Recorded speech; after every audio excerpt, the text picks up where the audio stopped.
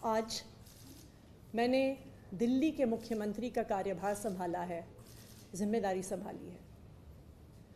आज मेरे मन की वही व्यथा है जो भरत जी की थी जब भगवान श्री राम 14 वर्ष के लिए अयोध्या से वनवास पे गए और भरत जी को अयोध्या का शासन संभालना पड़ा। जिस तरह भरत जी ने 14 साल तक भगवान श्री राम की खड़ाऊ रखकर अयोध्या का शासन संभाला, उसी तरह से आने वाले 4 महीने के लिए मैं दिल्ली सरकार चलाऊंगी।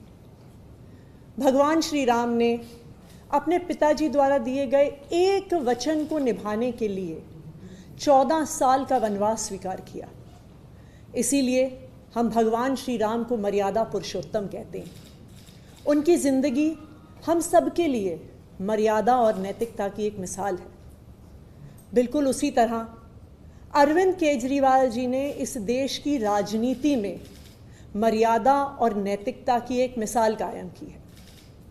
पिछले 2 साल से भारतीय जनता पार्टी ने अरविंद केजरीवाल जी पर कीचड़ उछालने में कोई भी कसर नहीं छोड़ी।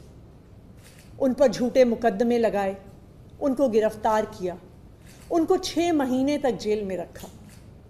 जब अरविंद केजरीवाल जी को सुप्रीम कोर्ट ने ज़मानत दी तो उन्होंने कहा कि अरविंद केजरीवाल जी की गिरफ्तारी एक दुर्भावना के तहत हुई है।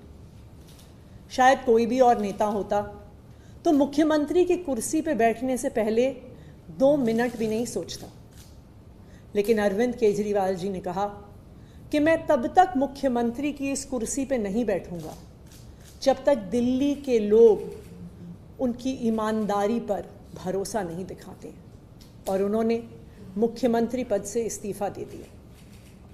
लेकिन दिल्ली के मुख्यमंत्री की कुर्सी, ये कुर्सी अरविंद केजरीवाल जी की है।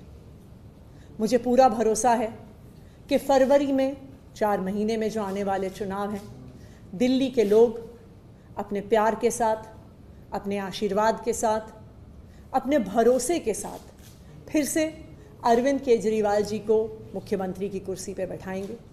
तब तक ये कुर्सी इसी कमरे में रहेगी, अरविंद केजरीवाल जी का इंतज़ार करेगी। धन्यवाद।